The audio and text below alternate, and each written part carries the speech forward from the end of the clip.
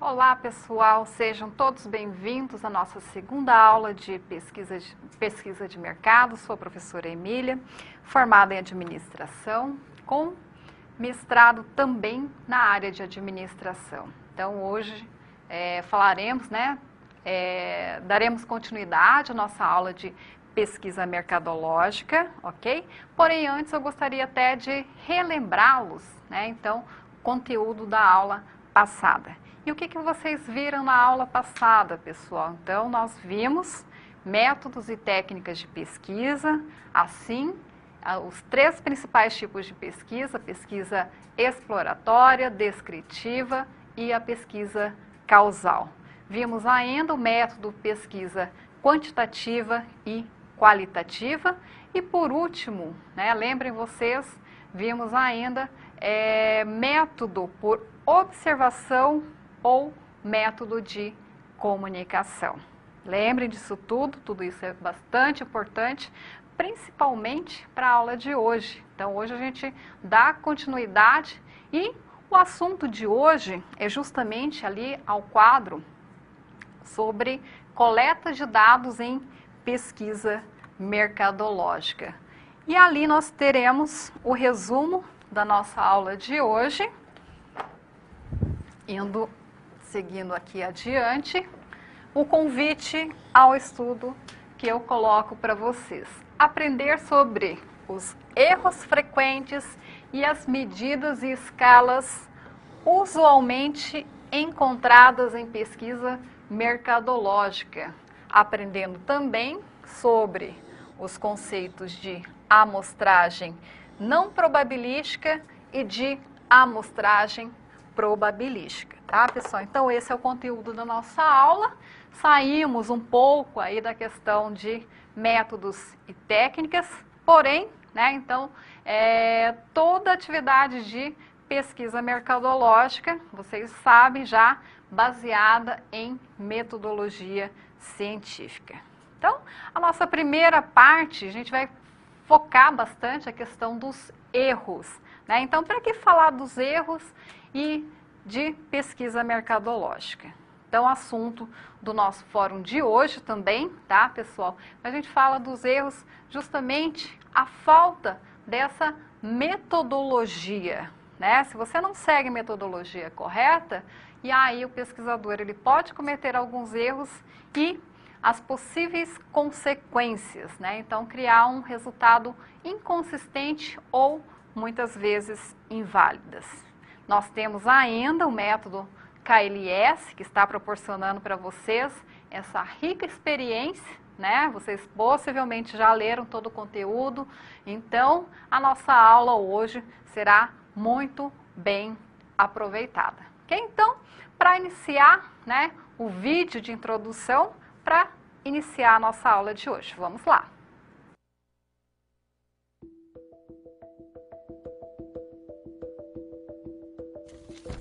Verificar o desempenho de um produto no mercado. Saber como um novo produto vai ser recebido pelo público. Entender quais são as demandas existentes para poder criar ofertas que atendam às necessidades apresentadas. A pesquisa mercadológica tem inúmeras aplicações e todas elas são muito importantes para empresas de todas as áreas. Nesta unidade, você vai atuar produzindo e aplicando uma pesquisa entre alunos de uma universidade. Para isso, você precisará entender as etapas para definir uma amostra em uma pesquisa de marketing, conceituar a amostragem, diferenciar perguntas abertas e fechadas, elaborar as perguntas de um questionário e também conceituar, identificar e mensurar erros amostrais e não amostrais. Vamos começar? Então acesse o livro didático e o material complementar que você encontra no seu ambiente virtual. E não se esqueça de fazer os questionários das pré- e pós-aulas de cada sessão. Bons estudos!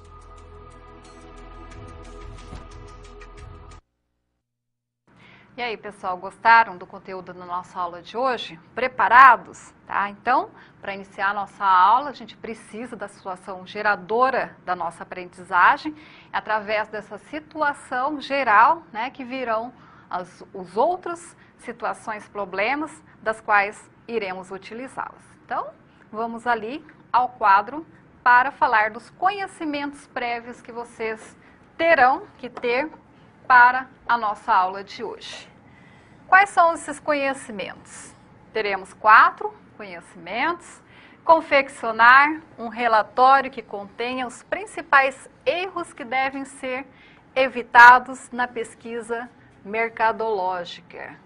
O segundo, elaborar o formulário com as perguntas da pesquisa que serão usadas para entender o que os alunos pensam do financiamento estudantil.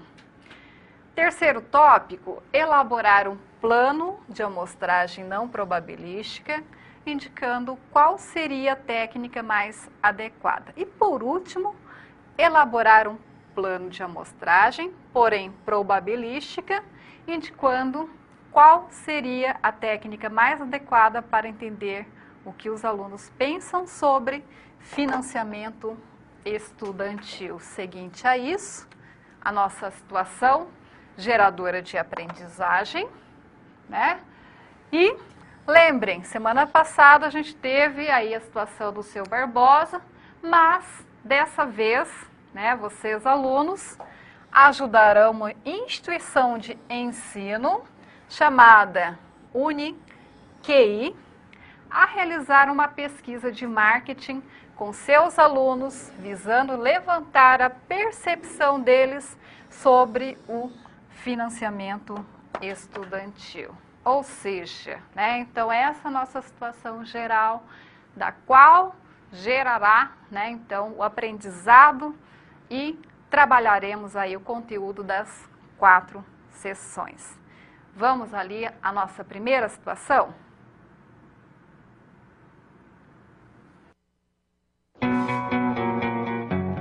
E aí, tudo pronto para começar a resolução das situações problema? Quero lembrar que é importante você ter feito a pré-aula, porque agora vamos aplicar na prática as teorias que você viu. Vamos resolver cada uma das situações problema em 3 passos. Primeiro, com a ajuda do professor, vamos interpretar os dados da situação problema. Em seguida, vamos problematizá-la e levantar hipóteses.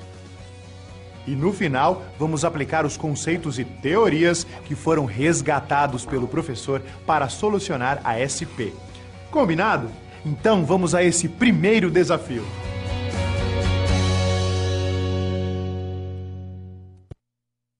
Então, pessoal, como eu havia falado para vocês, né? Então, é importante a gente entender quais são os principais erros, né? Então, que ocorrem geralmente durante o processo de pesquisa. Isso por quê? Né? Então, isso nós falaremos aí durante a aula, mas, né, então, o principal objetivo disso aí é que o pesquisador dele saiba desses possíveis problemas, justamente para ele tomar os devidos cuidados. Então, através da situação problema número 1, e aí indo ao quadro, verificaremos que, vamos lá.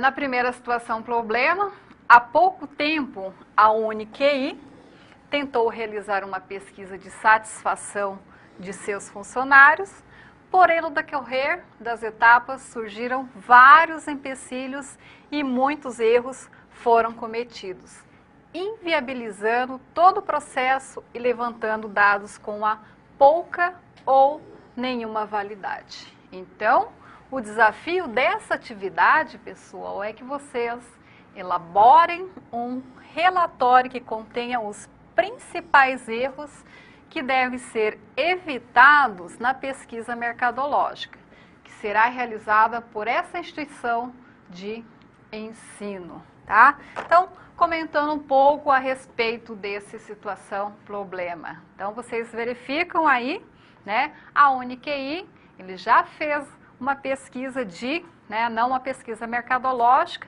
mas com relação aos seus próprios funcionários. A empresa que fez essa pesquisa cometeu vários problemas, né? E aí verificamos que tudo isso resultou em informações muitas vezes inconsistentes ou que não serviram no final das contas. Então vamos imaginar essa situação. Para realizar toda a pesquisa, e aí semana passada eu já comentei com vocês, né? Existe recurso, tempo, dedicação, esforço, né? E todo esse planejamento, metodologia do qual nós estamos falando. Agora, né? A partir do momento que você comete esse erro, quer dizer, você cria um resultado que não vale, né? Vamos colocar um exemplo prático, né? Um empreendedor que vá, de repente, querer abrir uma empresa ou, de repente, lançar um novo produto no mercado. Logicamente, precisa realizar uma pesquisa mercadológica. E aí pede, né, para fazer, de repente, uma empresa de consultoria faz essa pesquisa. E o empreendedor que recebe essa pesquisa, logicamente, né, ele pega aquele resultado e avalia aquilo como sendo verdadeira, tá? Então, qual o problema de você entregar aí uma pesquisa mal desenvolvida? E é justamente isso, né, o problema de muitas pesquisas. A pesquisa, ela te traz informações para a tomada de decisão gerencial. E aí, numa situação hipotética, aquela pesquisa, ela fala que a grande chance de você lançar um novo produto, né? Então, pensem bem, são 2 investimentos. Primeiro, com a pesquisa de mercado. Segundo, então, né, para a abertura de um novo negócio.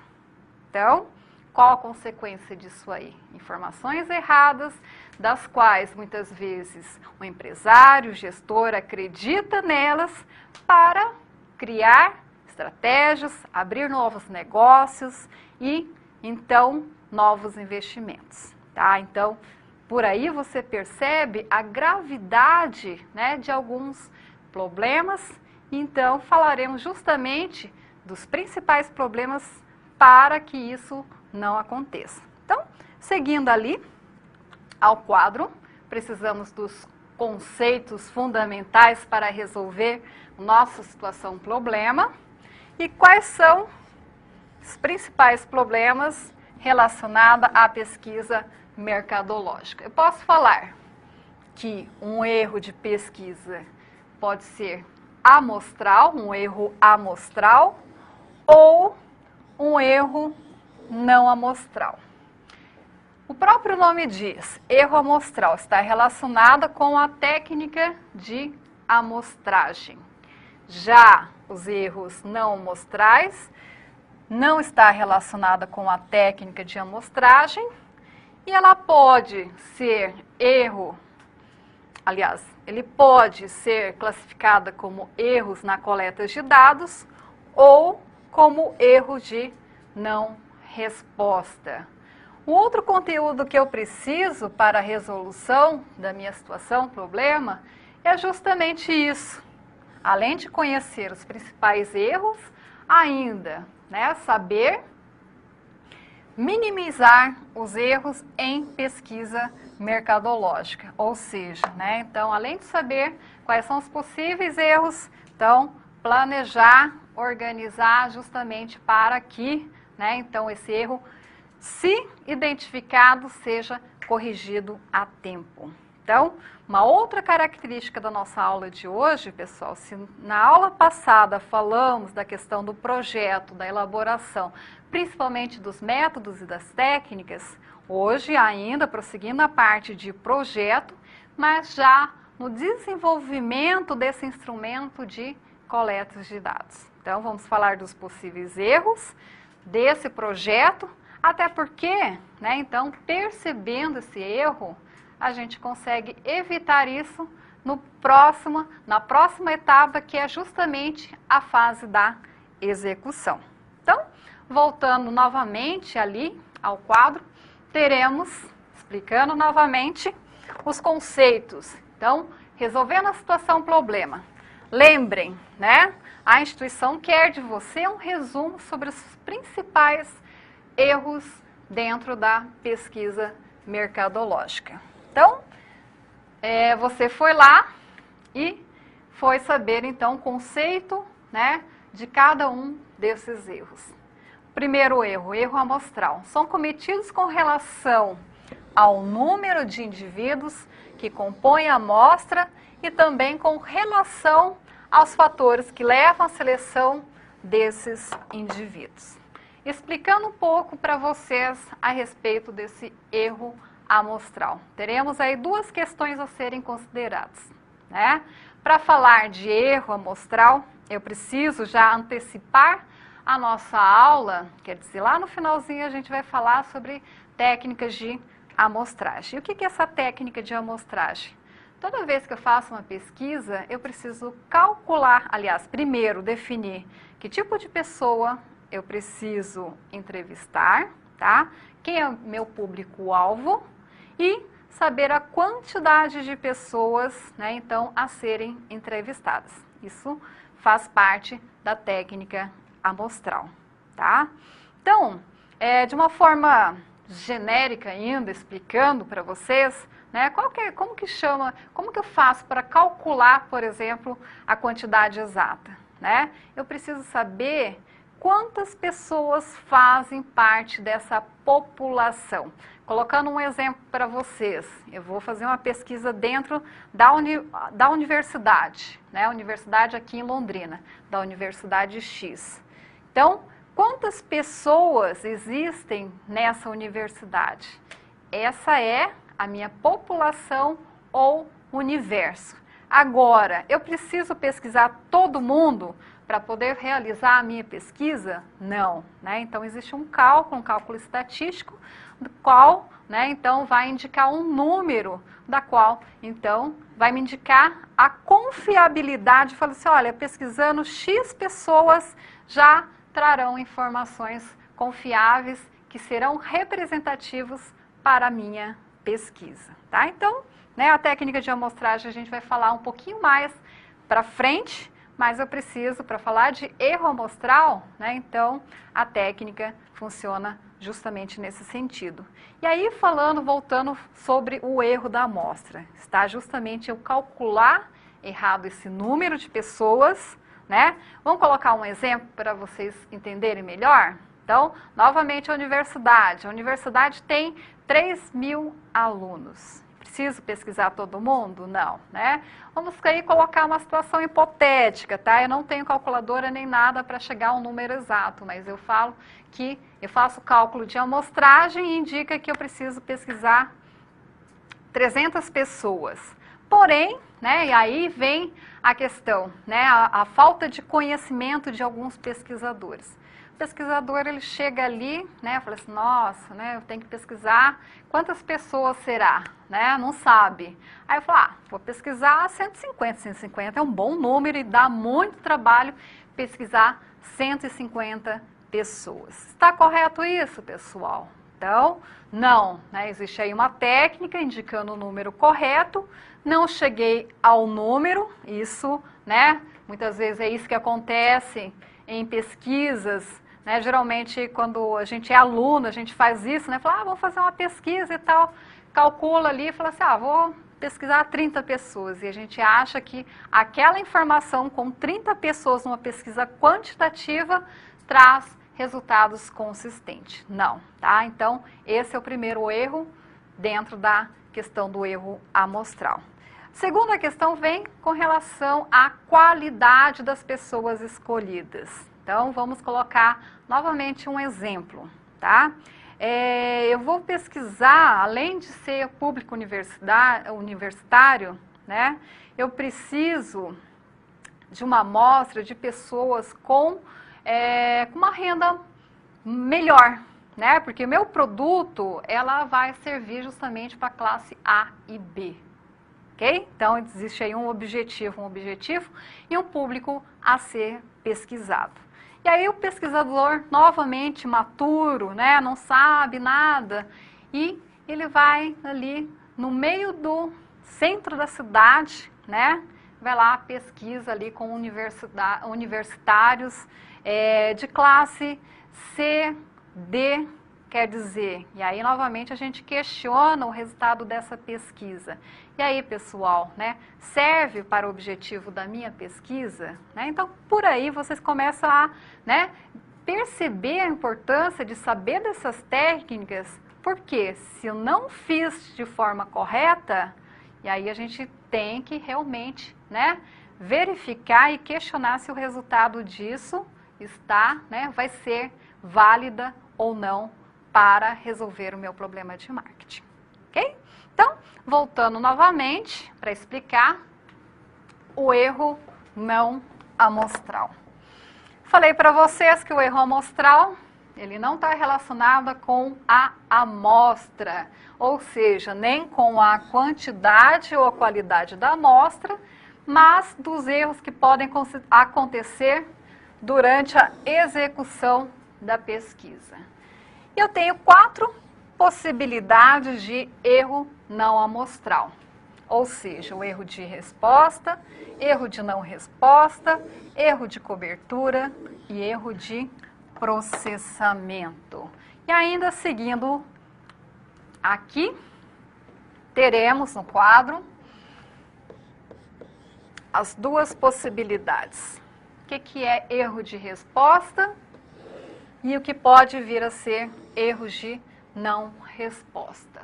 Falando do erro de resposta, aqui, os participantes da pesquisa respondem de forma imprecisa ou errônea.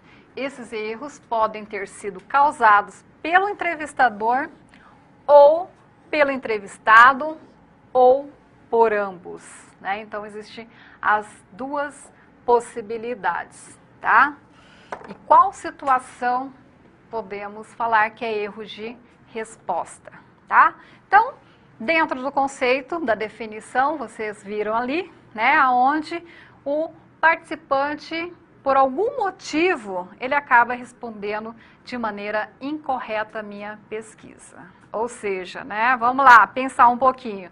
Aqui já está tudo errado, respondeu errado, quer dizer, qual que é a validade da minha pesquisa novamente? Mas, professora, pode acontecer isso? O respondente colocar, né, marcar errado, né?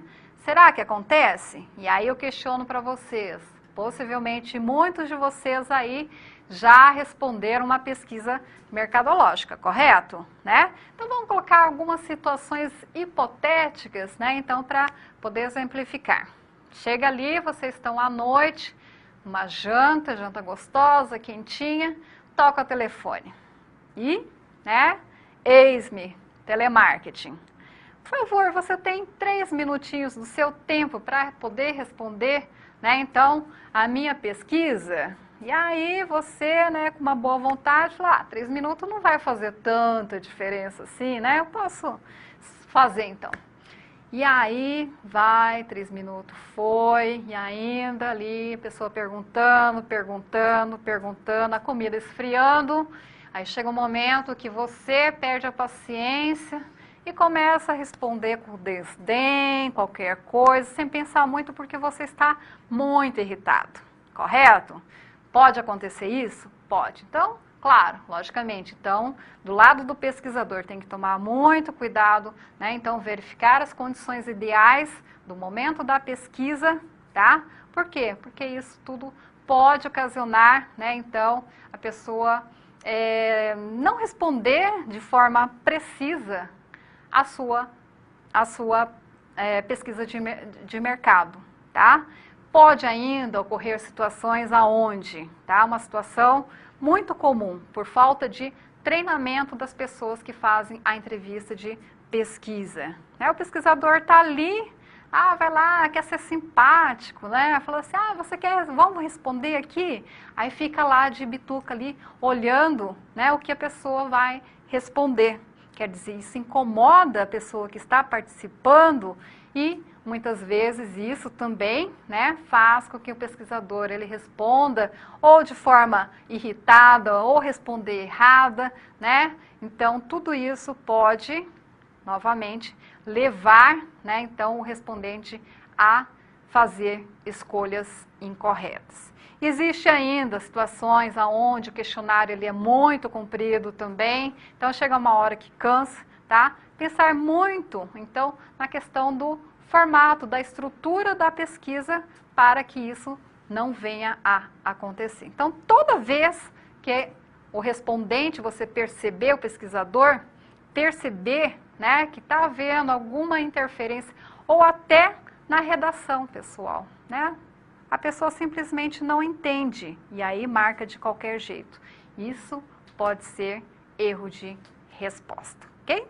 Seguindo ali, o outro exemplo, teremos ainda a situação de erros de não resposta. E acontece quando alguns indivíduos da amostra não respondem à pesquisa de modo que as respostas coletadas percam representatividade quanto à amostra prevista, tá, pessoal? Então, essa é uma situação que eu coloco para vocês que pode acontecer em algumas pesquisas, principalmente, né, quando a amostra da minha pesquisa envolve grupos ou pessoas muito específicas, difíceis de serem encontradas ou acessadas. Então, eu faço uma pesquisa com todo um objetivo, né? E daí, na hora de fazer, calculo a amostra e tudo, faço o planejamento e na hora da execução, eu não consigo. Falo assim, eu preciso pesquisar 300 pessoas.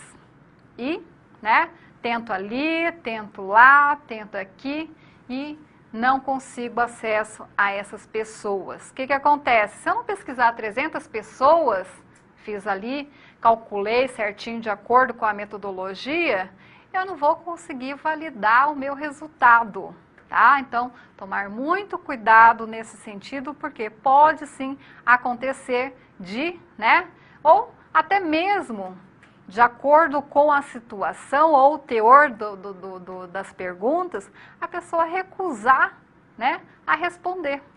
As pessoas são obrigadas a responder pesquisa mercadológica? Não, né? Então, tomar muito cuidado nesse sentido. Seguinte a isso, ainda, vamos ali, temos o erro de cobertura e o erro de processamento.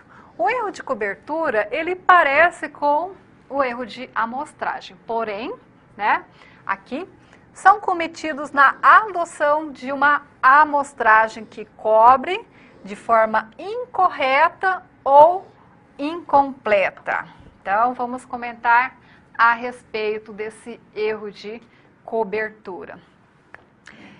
O que é o erro de cobertura? Novamente, preciso da técnica de amostragem. Preciso conhecer o número da minha população, tá? Parece uma coisa óbvia, né? Falar assim, numa empresa é fácil saber quantificar quantas pessoas possuem dentro de uma empresa, de uma universidade, mas existem pesquisas, muitas vezes, né, que o pesquisador, ele fala assim, eu acho que a população, o universo da minha pesquisa é composta por 2.000 pessoas, né? Quer dizer, se eu erro já esse princípio de calcular quantas pessoas compõem o meu universo de pesquisa, eu já erro, né, na quantidade de pessoas pesquisadas. Então, eu falo erro de cobertura, né? Não cobrir a população como um todo. Desses 3.000 que eu falei, né, de repente, não, eram 5.000 e eu não sabia, tá? Então, quer dizer, o meu cálculo ali, ele já, né, então, nesse sentido, invalidou toda a minha, né, então, o cálculo de amostragem, ok? Então, o erro de processamento, seguindo novamente ali, ele acontece, são cometidos geralmente durante as etapas de edição, codificação, de digitação ou na tabulação de dados, né? Então, são erros mais relacionados à questão da operacionalização, né? Então, tá? E o que é essa operacionalização? Justamente na hora de você coletou as informações, os dados ali, eu preciso digitar. Erros bobos, muitas vezes, que a gente fala, né? Mas que podem acontecer. Opa, digitei errado, ao invés de 5, eu digitei um outro número, né? Então, dentro de uma pesquisa quantitativa, um dígito ou um número faz toda a diferença, tá? Então, na questão da tabulação, ou até mesmo, hoje a gente utiliza muito a tecnologia para recolher os dados, né? Então, já existem os tablets ali para fazer a pesquisa. Na hora de apertar a alternativa B, sem querer, o pesquisador apertou a alternativa C, né? Então, tudo isso eu considero como erros de processamento. E aí, já conhecendo os possíveis erros, quais os procedimentos, né, de um pesquisador, tá? Então, um procedimento bastante importante que eu falo que resolve muito dos problemas, vem justamente do pré-teste. E o que vem a ser o pré-teste, né? Então, novamente, estamos ali no momento do projeto de pesquisa, na elaboração muitas vezes do formulário de pesquisa. Eu faço um pré-teste, né? Eu preciso coletar, né, 300 pessoas, mas eu pego ali umas 5, 6 ou até 10 pessoas ali e faço ali um pré-teste com essas pessoas para ver se o meu formulário, meu instrumento de pesquisa, ela está adequada. Que tipo de erro um pré-teste ele pode identificar? Erros de ortografia, a falta de, às vezes, a compreensão, né, daquela pergunta, se ela está objetiva ou não. Muitas vezes, para o pesquisador que elabora, né, a gente lê, correto. Mas para quem lê, muitas vezes, ou dependendo do público que você vai atingir, tá? Então, no pré-teste fica clara, né, a questão prática, se realmente a questão ela está compreensível, se está legível ou não. Muitas vezes se está cansativo também, se o raciocínio, né, a sequência das questões estão corretas. Então, muitos erros são passíveis de encontrar durante o pré-teste. Uma outra questão, treinamento das pessoas que vão, né, então fazer a pesquisa, tá? Então, dentro da questão ética de toda pesquisa, né, então o pesquisador ele tem que ser imparcial. O que é imparcial? Ele não pode induzir resposta. Ah, mas será que o pesquisador ele quer induzir ou vai induzir a resposta? Inconscientemente, quando você, por exemplo, faz uma pesquisa de satisfação, logicamente a gente quer que, né, então, que as pessoas falam assim, olha, né, que dê ali uma margem ali, fala assim, olha, mais de 50% estão satisfeitos com a minha empresa. Imagina um gerente fazendo uma pesquisa com um cliente conhecido, né? Quer dizer, você vai estar induzindo muitas vezes aquele cliente a responder coisas que talvez não seja verdadeira, tá? Então, nesse sentido, né, preparar bem as pessoas que vão fazer a entrevista, ter um planejamento, uma organização, e mesmo na questão da organização da coleta de dados, tá? Isso é bastante importante para evitar esses possíveis erros, tá?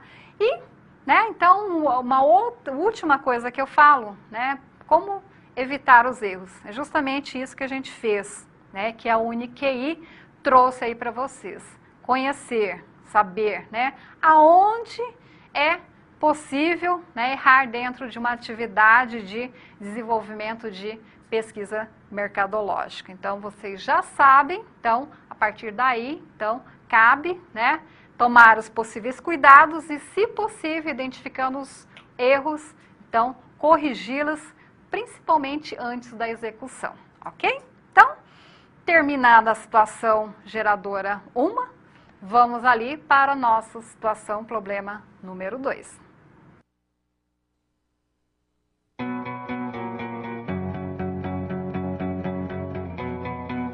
Você viu aí que os conceitos utilizados para resolver a primeira SP estavam todos na pré-aula, certo? Antes de seguir em frente, ficou com alguma dúvida nesta SP? Você tem algum comentário a fazer? Sem problemas. Ter dúvida é um bom sinal. Isso quer dizer que você está no caminho certo para a aprendizagem.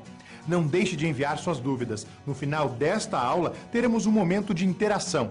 Agora é hora de passarmos para a segunda situação problema. Confere aí.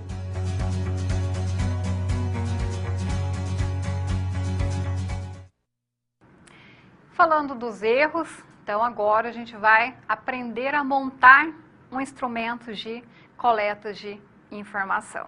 Quer dizer, né? Então montar um questionário. Então preste bastante atenção que veremos aí várias escalas, né, a serem utilizadas, tá?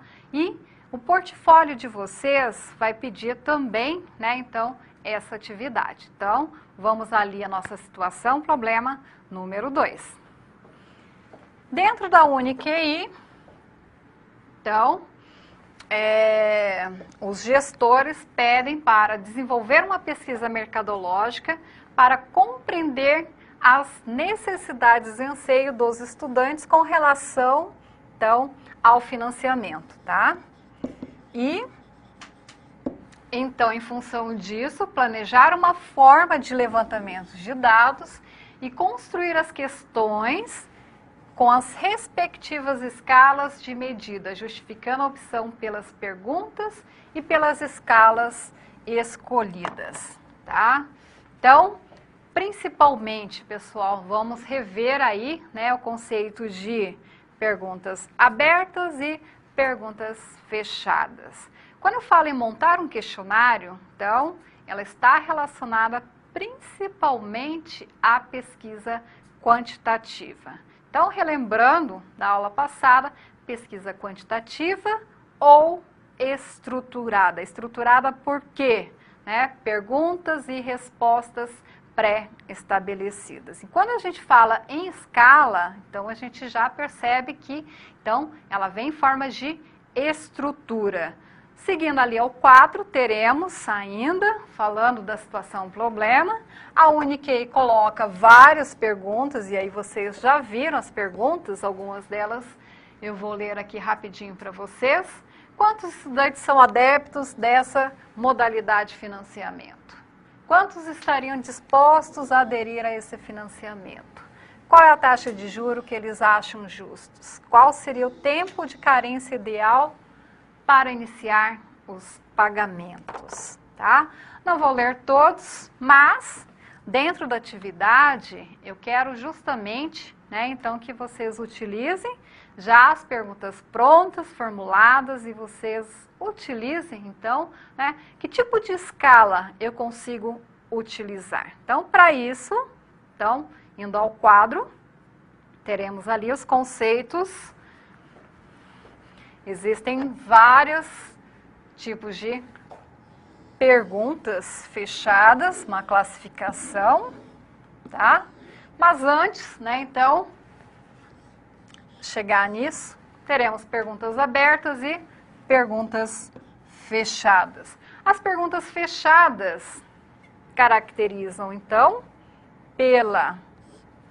em você marcar X, né? Então, tudo isso leva a então, respostas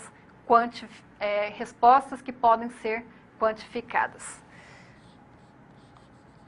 Falando um pouquinho, então, da classificação, né? A escala ela pode ser dicotômica, então, posso elaborar uma pergunta, da qual tenho duas opções a serem respondidas. Você é brasileiro? Sim ou não?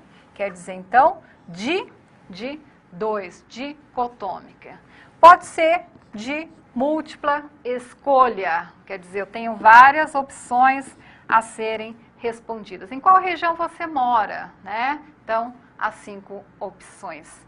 O que é uma escala encadeada, tá?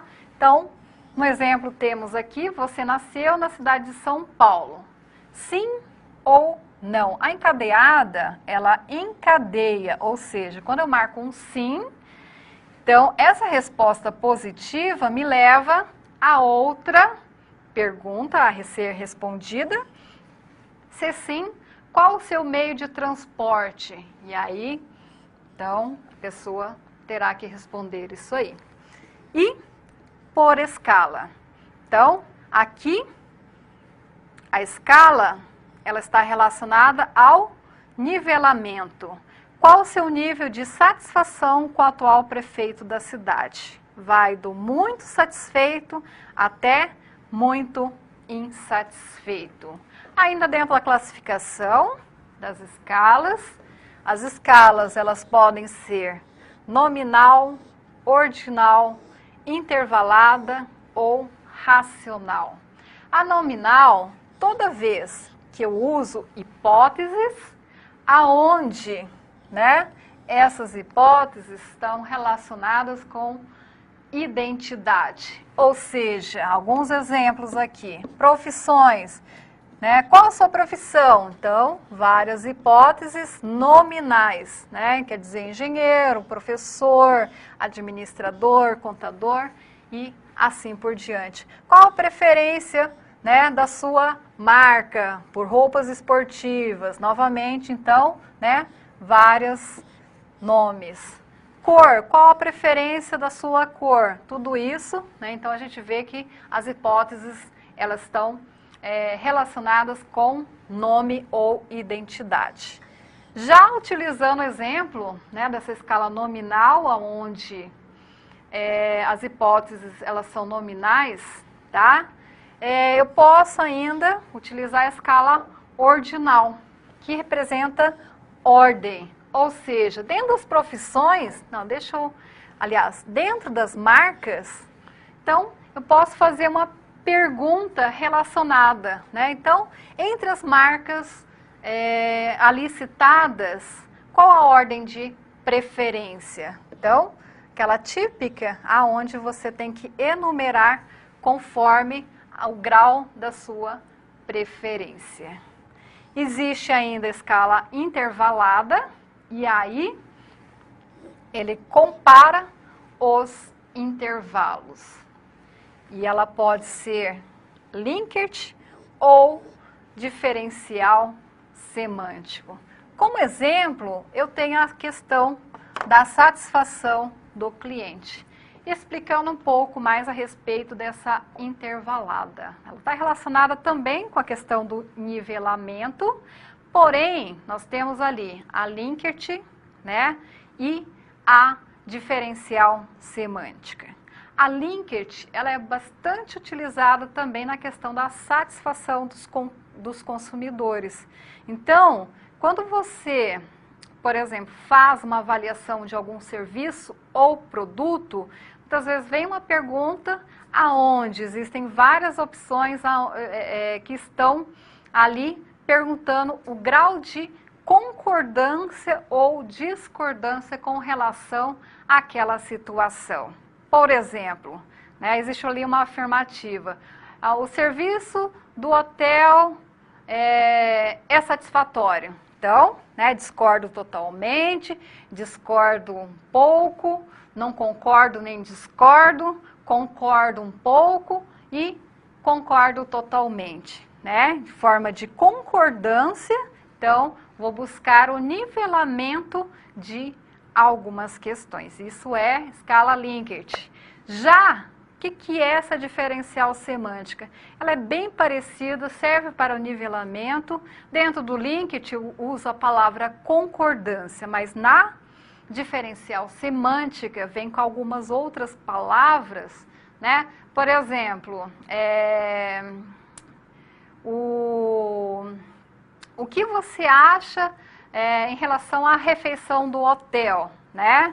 Então, vai aí uma outra palavra sem ser a concordância, porém, né, não saboroso, pouco saboroso, né? Então, a palavra sabor é que vai a semântica, né? Então, vai nivelar, então, para responder essa pergunta, ok? Então, falando aí um pouco da questão da escala racional, voltando ao quadro, teremos ali. O que é a escala racional? A escala racional também serve para um nivelamento, porém, comparação de magnitudes absolutas, tá? Então, Como exemplo, tem o número de compras, rendimento, tá? Parecida com a intervalada, porém, né, uma consideração, uma característica muito importante dessa escala racional é que ela utiliza, né, então, o conceito zero. Eu preciso utilizar o zero como referência, né? Por exemplo, vamos aí colocar um exemplo para vocês entenderem melhor, né? Qual nível salarial você está? De 0 a 1, né? De 1 a 3 salários, quer dizer, dentro de um intervalo, porém, considerando o zero, ok? Então, vamos ali à prática da nossa atividade, conhecendo ali todas as escalas, vamos resolver a situação, problema número 2. Então, vocês vão ver o nível de satisfação com relação ao financiamento estudantil. Podem utilizar as várias perguntas, mas eu preciso que vocês, então, pratiquem as várias escalas. Olha só, coloquei um modelo aqui, então, né, que pode ser também um modelo de vocês ou não. O importante é que vocês utilizem as várias escalas que nós vimos. Escala dicotômica, 2 opções, sexo masculino ou feminino. Qual curso você faz? Então, múltipla escolha, porém aqui a gente vê que ela é nominal, referente à identidade de curso. Você conhece o financiamento estudantil? Sim ou não? Dicotômica. Você é contratante de algum financiamento estudantil? Sim ou não? Porém, né, aqui a gente vê, encadeada, se sim, qual? Uma pergunta aberta, né? Então, não tem opções, a pessoa escreve ali, então, a opção que deseja. E a pergunta que eu coloco, bem interessante e importante para vocês, é a seguinte. Essa pergunta aberta, ela é uma pesquisa quantitativa ou qualitativa? Se vocês perceberem bem, né, ali no quadro novamente, tenho 2 opções de perguntas abertas, tá?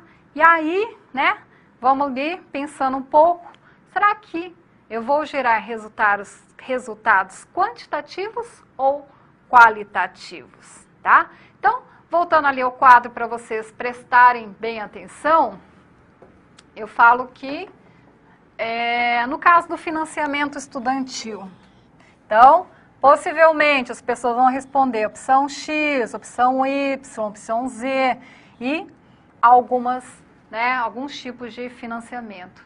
E a resposta aqui, pessoal, ela vai vir padronizada, até porque vai chegar um momento que tantas pessoas, mesmo sendo de pergunta aberta, vão responder. Falar, olha, eu posso quantificar quantas pessoas responderam X, Y ou Z.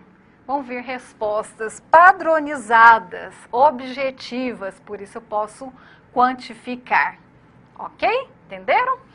Se não, identifique o seu grau de propensão a esse tipo de financiamento. Então, escala encadeada novamente. Porém, né, aqui a gente vê, então, medindo a intensidade, tá? O nivelamento.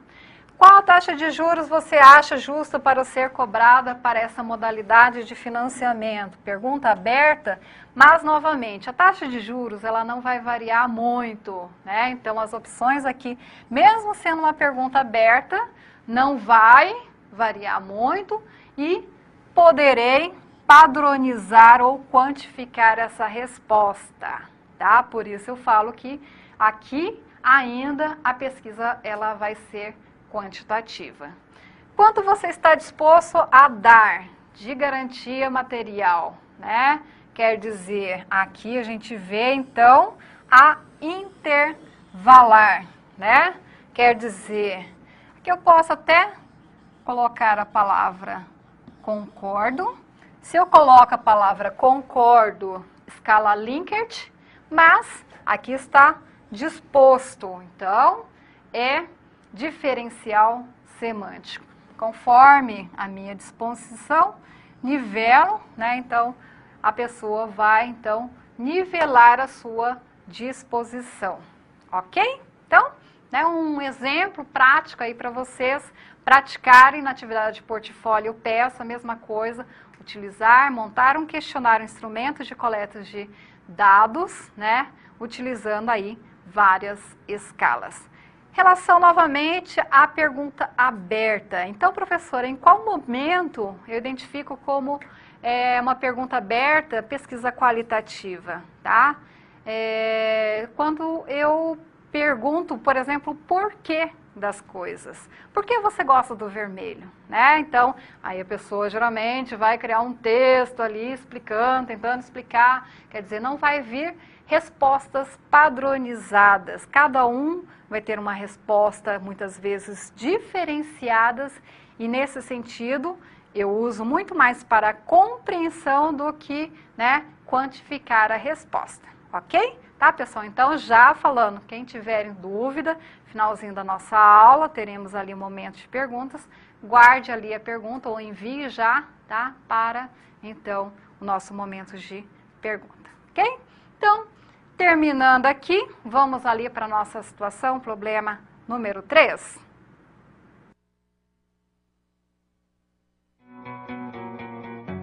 Agora você já resolveu com o professor 2 situações problema. Os conceitos por trás delas foram vistos antes na pré-aula. Ainda faltam 2 SPs para que a gente possa encerrar a unidade.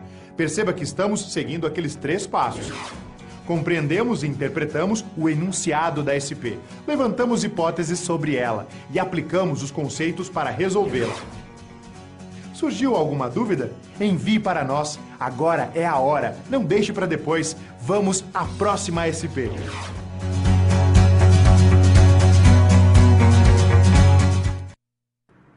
E aí, pessoal, agora nós vamos falar aí de um assunto, né? Então, aprofundar ali o que já iniciamos no comecinho da aula, falando sobre as técnicas de amostragem. Para começar a falar sobre isso, vamos falar da amostragem não probabilística. Vamos à situação problema? E dentro da situação, problema, teremos ali, vamos ajudar ainda a Universidade QI a elaborar um plano de amostragem não probabilística, indicando qual a técnica da categoria de amostragem seria mais adequada para compreender o que os alunos pensam sobre esse tema.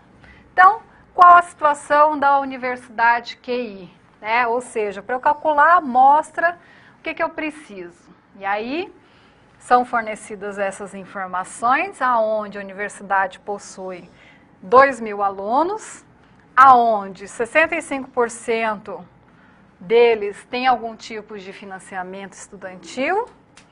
Uma outra questão é que desses 2.000, 500 são ingressantes, ou seja, são calouros, 1.000 estão na metade do ano e outros 500 estão no último ano, ou seja, são formandos.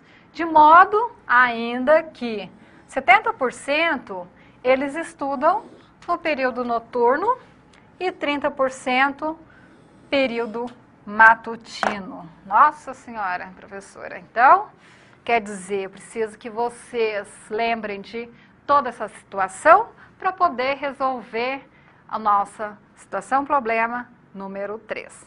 E aí, o que vocês consideraram para poder calcular a nossa amostra? Né? Então, a primeira situação é que a própria atividade, ela pede que a amostragem seja não probabilística, tá?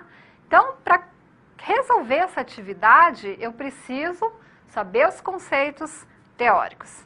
E aí, ao quadro, teremos que eu preciso conhecer minimamente sobre a técnica de amostragem.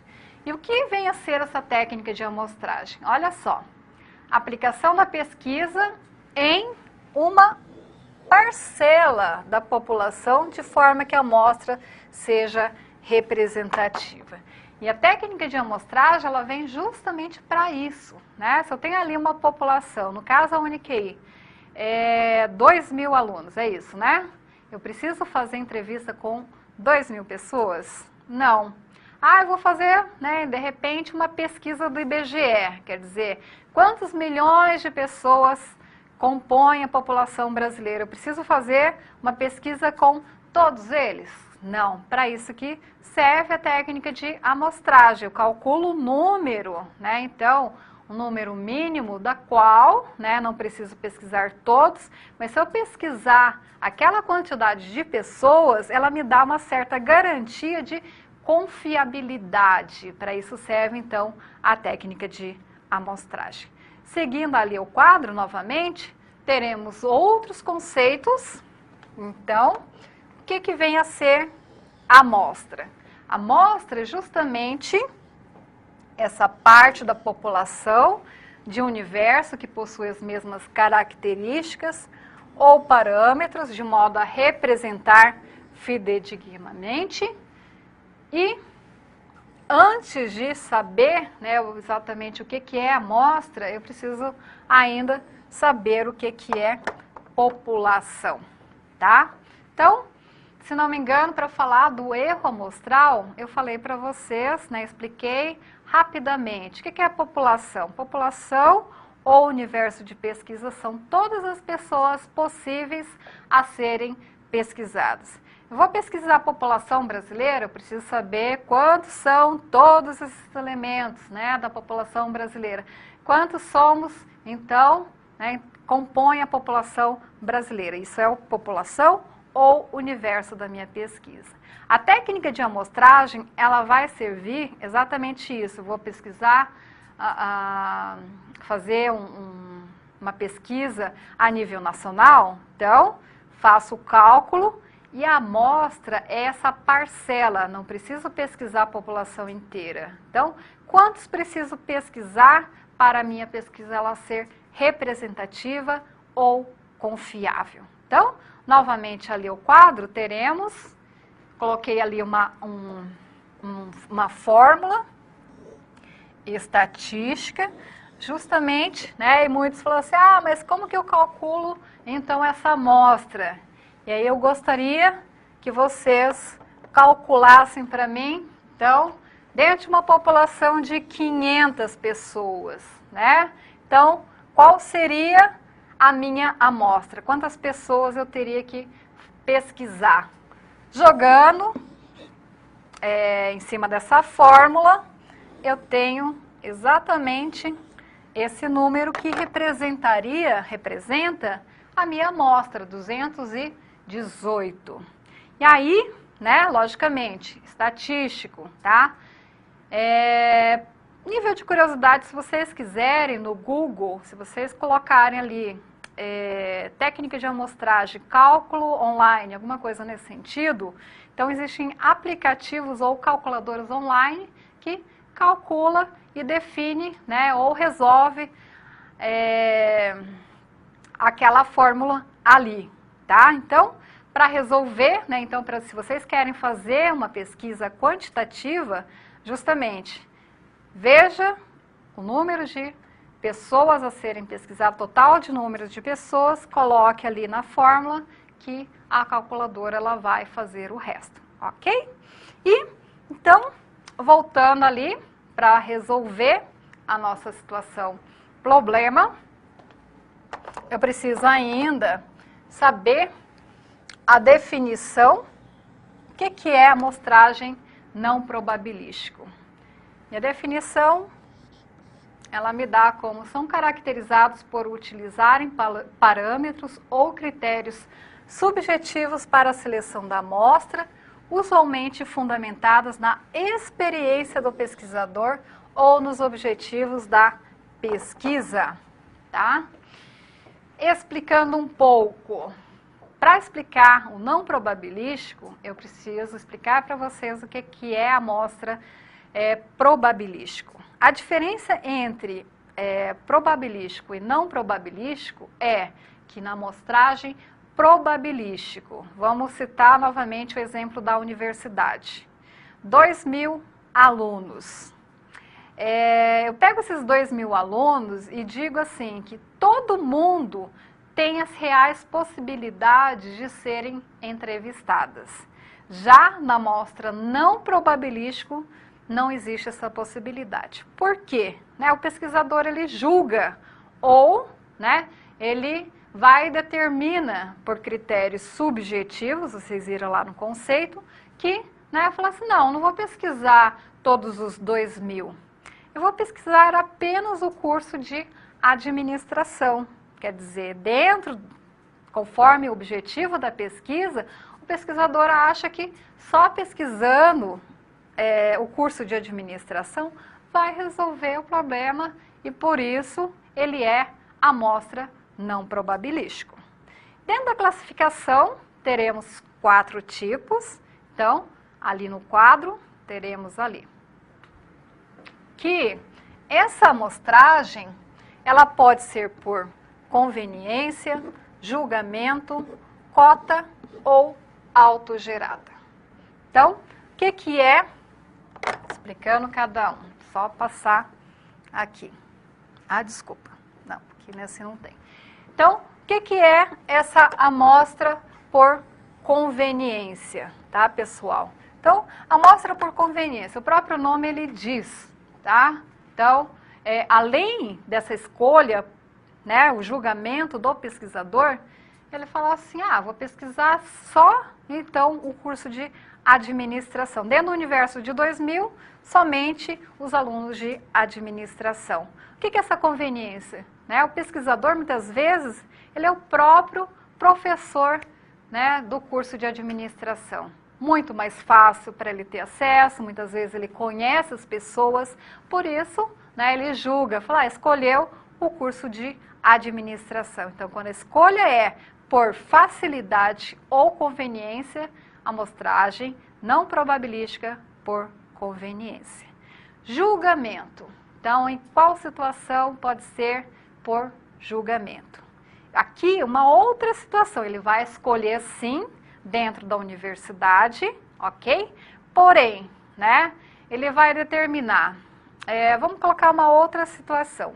Eu preciso pesquisar os alunos, os universitários da cidade de Londrina. Existem 5 universidades, porém, né, novamente a situação, eu preciso pesquisar um público com poder aquisitivo maior.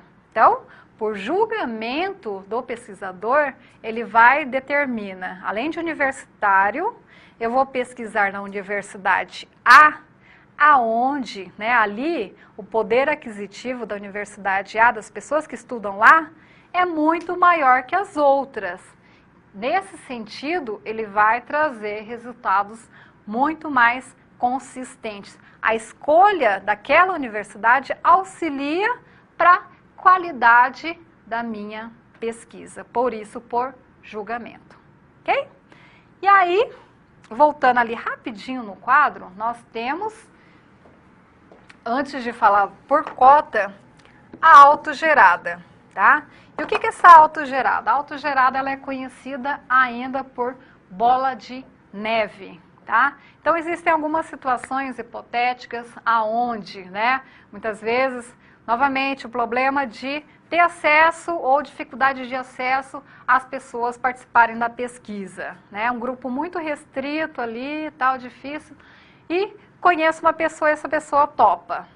Como essa pessoa ela está enquadrada dentro do meio, conhece outras pessoas, então eu peço para a pessoa fazer a pesquisa e essa pessoa vai me indicar outras pessoas e assim sucessivamente, por isso por cota ou,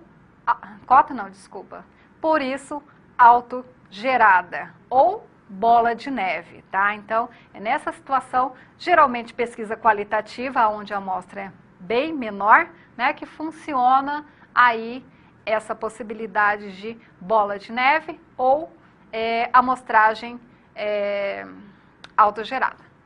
E, finalmente, então, explicando, indo ao quadro ali, amostragem não probabilística por cota. E o que vem a ser essa amostragem por cota, né? Procura identificar a amostra dos participantes de determinadas pesquisas por subgrupos composta por elementos com características similares que são representativos por população desse universo. Lembrem na situação problema, pessoal, que aí, né, quando a gente viu ali, existem vários subgrupos. Quais são esses subgrupos que a gente encontra? Quer dizer, turno, matutino ou, né, noturno. Uma outra subcategoria, quer dizer, a pessoa pode ser, o aluno pode ser calouro ou está no meio do curso ou, né, ainda finalizando. Então, existem vários subgrupos a ser considerados, aonde a quantidade de cada subgrupo é diferenciada. Preciso fazer um cálculo proporcional de várias subcategorias. Então, nessa situação, utilizo por cota. E aí, a resolução da nossa situação problema. Vamos ali ao quadro? Então, aqui tem uma situação hipotética de 2.000 alunos. A minha amostra resultou em 10% da população, ou seja, 200 alunos. Pessoal, isso aqui, 200 alunos, não é um número exato, mas a gente faz justamente para facilitar a explicação dessa atividade. Desses 10%, tá? 1/4, né? 2.000 alunos, 500 alunos, ou seja, 10%, 50 alunos, eles são calouros. 1.000, né, alunos eram do meio do curso, ou seja, 2/4 de 10%, eu preciso, gera 100 alunos. E os alunos que estão no último ano, 10%, novamente, representa 50 alunos. Aqui eu sei a proporção, então, de quantos alunos eu preciso entrevistar por fase, né, então, que o aluno ele está durante o curso. Porém, além disso aí, ainda eu preciso considerar que 30% estão no período da manhã e os outros 70% no período noturno. Então, o resultado disso é que, se eu preciso de 50 alunos calouros, 35 tem que ser do período noturno e 15 da manhã. Ou seja, 35 representa o quê? Aqui 70% à noite e 15 representa, então, 30% da manhã. Proporcionalmente, faço a mesma coisa, 100 alunos do meio do curso, né, que é o resultado que eu obtive no início aqui, aonde 70%, ou seja, 70, são da noite e 30 da manhã, tá? Então, essa é a resolução da situação problema número 3, tá? E aí vamos para a próxima situação problema, número 4. Vamos lá?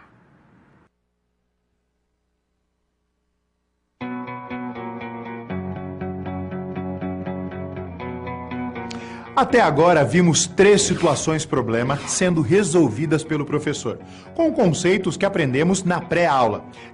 Você tá vendo que a pré-aula é a chave. É importante refletir sobre como aplicar todos esses conhecimentos no seu dia a dia, contextualizando cada uma das SPs. Você já parou para pensar como tudo isso que você está aprendendo pode te ajudar na vida profissional? Gostaria de lembrar também que, em caso de dúvida, você sempre pode usar o chat. Participe, envie suas dúvidas. Então, vamos nessa!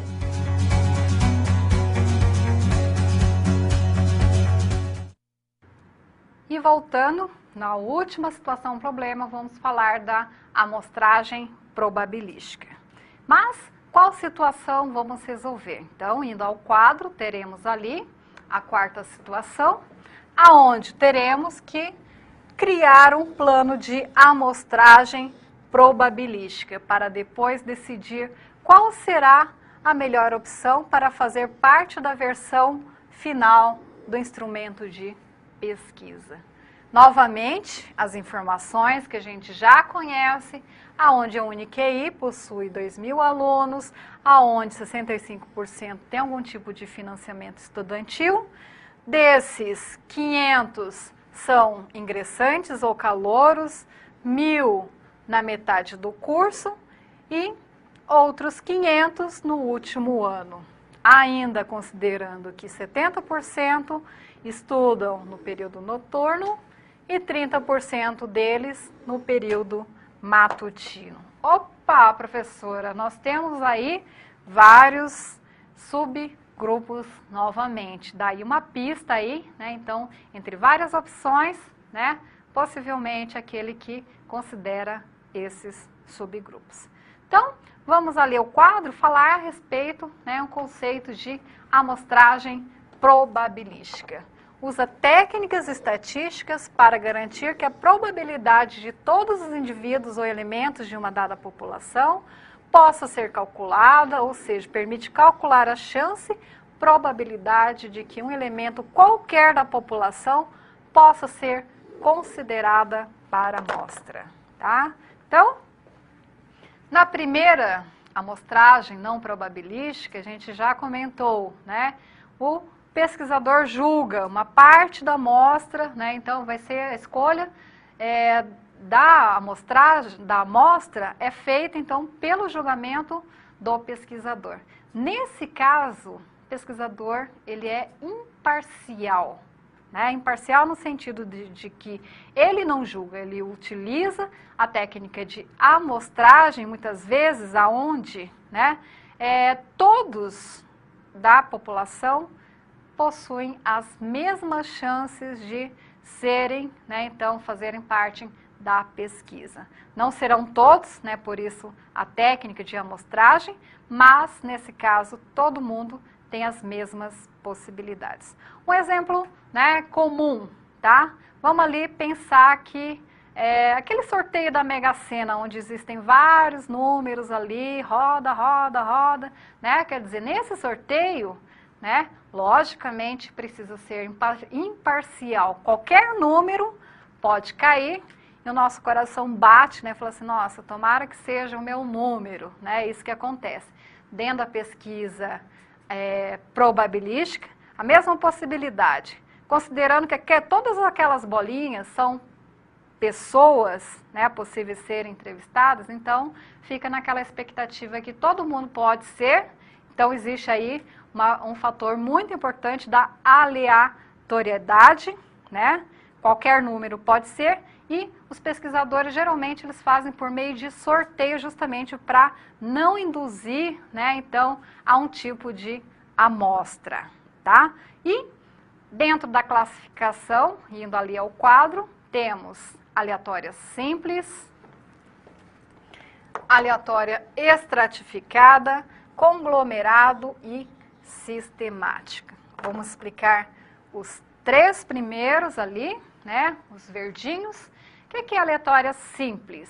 Tá? Então, eu considero todos iguais, não existe extrato, nada, né? Então, mesma coisa, coloca ali vários números ali dentro de um saquinho ali, todo mundo tem a possibilidade de ser sorteada. Isso é aleatória simples.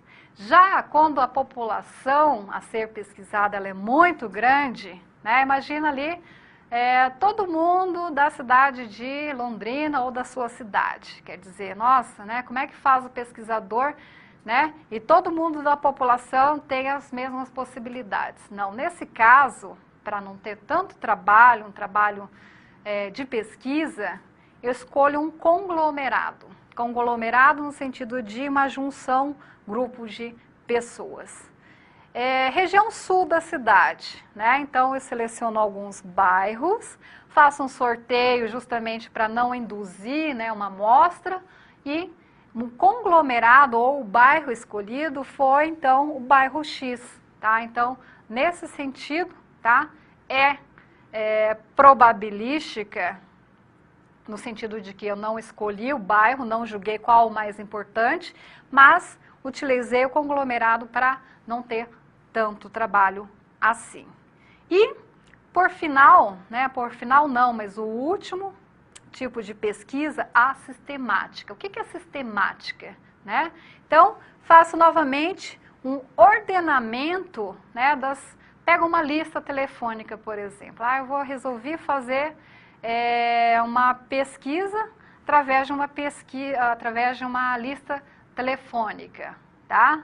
Então, como que eu escolho, né? Então, os possíveis entrevistados ou a amostra da minha pesquisa. A cada 50, tá? Então, esses serão as pessoas, as possíveis pessoas a serem entrevistadas.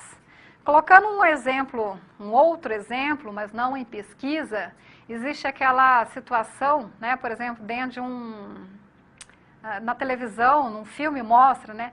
Ah, o cliente número 1000, né? Ele vai ganhar prêmios, né? Quer dizer, existe ali sucessivas compras aonde, né? Toda número 1000, né? A cada intervalo de 1000, né? Então, ou centésimo até para facilitar, a cada 100 clientes, né? Então, serão sorteados. É mais ou menos nessa mesma lógica, então, né? Então, para definir a minha amostra, tá? Então, isso é sistemática.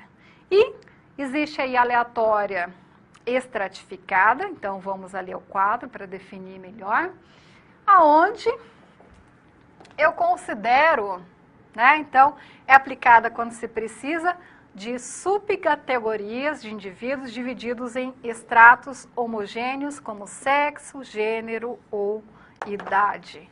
Então, logicamente, já percebemos que existe uma subcategoria dentro da Universidade QI e aqui uma resolução rápida de como, né, então, resolver o problema, tá? Explicando rapidamente, pessoal, então, como que eu vou resolver, né? Então, na mesma lógica da atividade anterior, tá, pessoal? Porém, né, nesse sentido, logicamente, o pesquisador ele não pode escolher a amostra, como foi feito anteriormente, somente o curso de administração, né? Eu preciso considerar que toda a universidade, ela tem, né, todas as pessoas da universidade têm possibilidade de serem pesquisadas, porém ainda considerar as subcategorias. Os 65% ali das pessoas que possuem ou não financiamento, eu desconsidero, justamente porque, né, dentro do objetivo de pesquisa, é interessante eu pesquisar tanto para as pessoas que possuem ou não. Então, não preciso incluir essa subcategoria. Então, novamente, agora, dessa vez, dentro da atividade, o que eu preciso considerar é uma outra subcategoria, curso, né? Faz de conta, ali na atividade, ela não fala, mas existem 3 cursos, o curso de administração, contabilidade e pedagogia. Então, nesse sentido, eu preciso considerar esses 3 cursos, perguntar ali para a coordenação do curso quantos alunos no total tem cada um e seguir novamente o mesmo raciocínio, né? Então, novamente, tá? Não tem esses números, até porque se eu colocar, determinar, no curso de administração tem tanto, pedagogia, e fazer todo o cálculo, nós ficaríamos aqui a noite toda resolvendo, só para resolver essa situação, um problema, tá? Mas nessa atividade, então, considero a subcategoria dos cursos. Se for 3 cursos, então, eu preciso do número de população. Em cima de cada curso ainda considero, né, novamente, quem está no nível calouro, intermediário, né, então quem está finalizando, matutino ou noturno. Então, sigo a mesma sequência de lógica da atividade anterior, ok? Então, finalizando aí a nossa aula, né, o conteúdo da nossa aula, chegamos no momento das perguntas, ok? Então, né, preparem aí a dúvida de vocês e, então, vamos ao nosso momento de interação.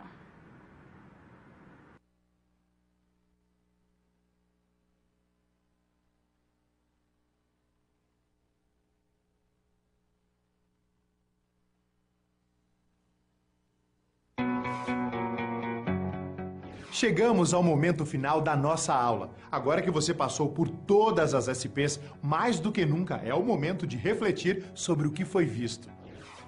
Como esses conhecimentos se aplicam no seu dia a dia? Ter consciência de como utilizar em sua realidade os conceitos vistos aqui é o que vai fazer de você um profissional diferenciado no mercado de trabalho. Ah, participe! Agora é o momento de muita interação. Envie suas dúvidas. E não deixe de acessar o seu ambiente virtual e completar este ciclo fundamental para a sua aprendizagem, fazendo a pós-aula.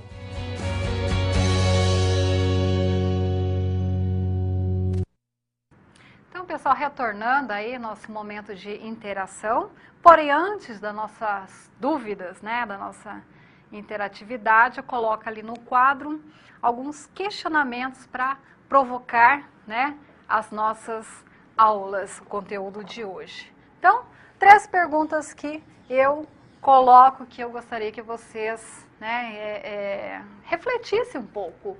Vamos pensar na amostra e na sua representatividade.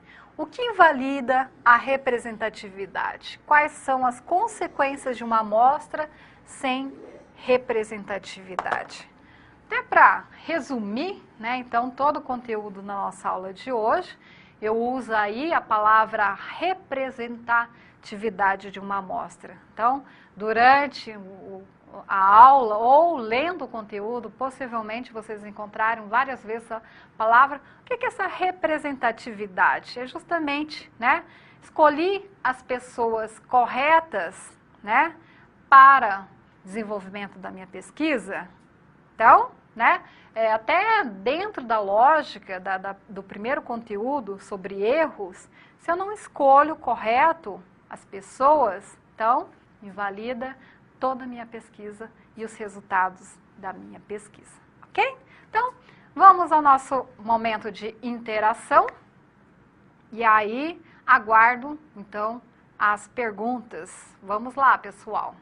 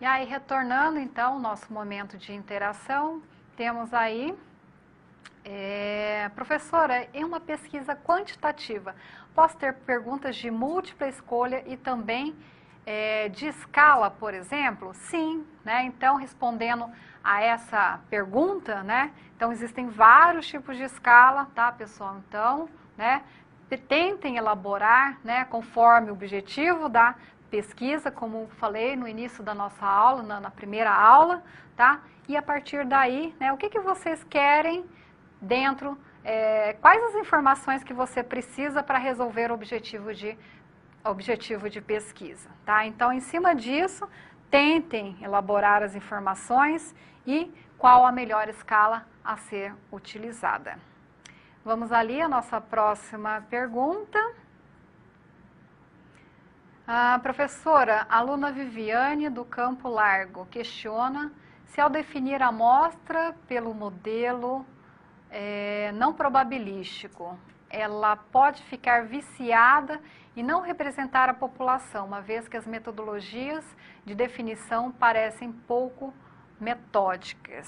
Correto, né? Então, a diferença entre não probabilística e a probabilística, tá? Então, se você quer fazer uma pesquisa não muito tendenciosa, tá? O indicativo, né, dá mais trabalho, porém, né, então, o ideal seria você utilizar a probabilística e não a não probabilística. Mas depende muito, tá? Eu diria assim que dependendo do problema, né, pode ser utilizada em algumas situações a não probabilística, mas o ideal, dentro da pesquisa quantitativa, é realmente a probabilística. Vamos ali, uma outra dúvida. Professora, tendo como objetivo realizar uma pesquisa onde preciso saber o perfil qualitativo socioeconômico de uma cidade de 100 mil habitantes, qual a técnica devo usar para calcular a amostra ou porcentagem de uma que seja significativa? Ronei de Ijuí, Rio Grande do Sul. Um abraço aí para todos aí, tá? Bom, se for uma pesquisa qualitativa, como a pergunta indica, tá? Lembrem, pessoal, pesquisa qualitativa, eu não preciso de amostra muito grande, tá? Então, nesse sentido, pesquisa qualitativa, tá? Dependendo do objetivo da pesquisa, muitas vezes, né, eu falo assim que uma professora minha, ela falava assim que às vezes até 5 pessoas, né, dependendo, conforme o teor da pergunta, consegue resolver, né? Então, se as informações forem consistentes, importantes, então a amostra ela pode ser realmente bem pequena, ok? Então, finalizando a nossa aula, tá? Então, encontraremos aí, durante o nosso chat, atividade, tá? E, então, o nosso vídeo de finalização. Vamos lá.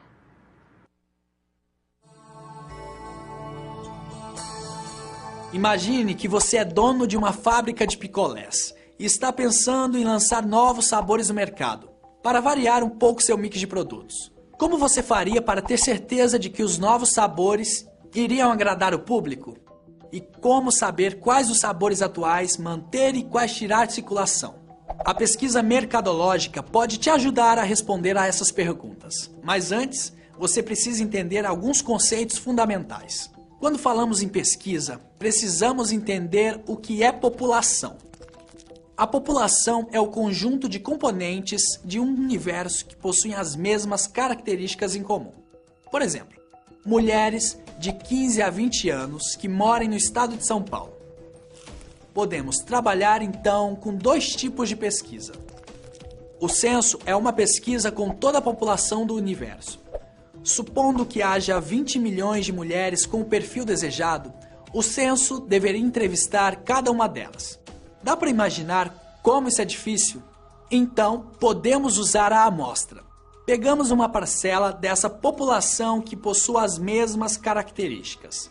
Nesse universo de 20 milhões de mulheres, poderíamos entrevistar somente 2.000, de modo que essa mesma amostra represente fielmente toda a população desse universo.